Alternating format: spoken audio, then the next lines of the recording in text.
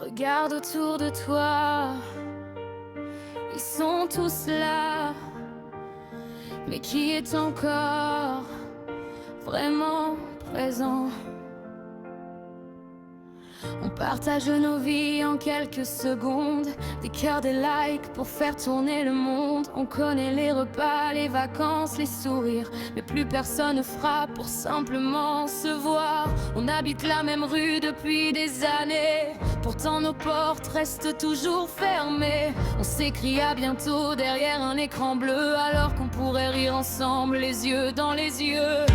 On collectionne des milliers d'amis, mais combien viendraient quand tout s'écroule ici? À force de parler sans jamais se toucher, on oublie doucement comment se rencontrer. Les écrans nous regardent pendant qu'on oublie de se regarder. On envoie des je t'aime en quelques lettres, mais plus personne n'ose les murmurer. Les écrans nous regardent, ils connaissent nos joies, nos douleurs. Ils gardent nos photos pour l'éternité, mais qui gardera la chaleur de nos cœurs?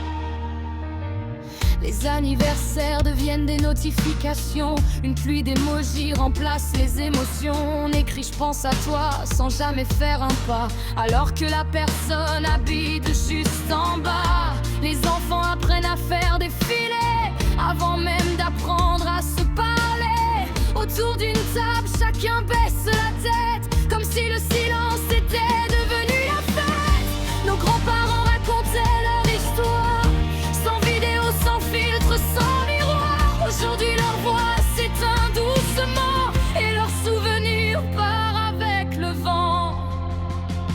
Les écrans nous regardent pendant qu'on oublie de se regarder. On envoie des je t'aime en quelques lettres, mais plus personne n'ose les murmurer. Les écrans nous regardent, ils connaissent nos joies, nos douleurs. Ils gardent nos photos pour l'éternité, mais qui gardera la chaleur de nos cœurs? J'en ai assez de ces vies en vitrine, des sourires parfaits qu'on aligne. À quoi servent 10 000 abonnés si personne ne vient te relever? Pourquoi faut-il publier sa souffrance pour recevoir enfin un peu d'importance? Pourquoi attendre un avis de décès pour dire à quelqu'un qu'on l'aimait? Le voisin vit seul derrière son rideau. Tu connais son pseudo, mais pas son prénom. Tu connais son dernier selfie, mais pas la couleur de ses nuits. Les messages restent, les captures d'écran restent, les profils restent, mais les voix, les regards, les étreintes, elles disparaissent si on ne les vit pas. Éteignons cet écran avant qu'il ne remplace nos vies. Allons frapper chez ceux qui nous manquent sans attendre qu'il soit trop tard aujourd'hui.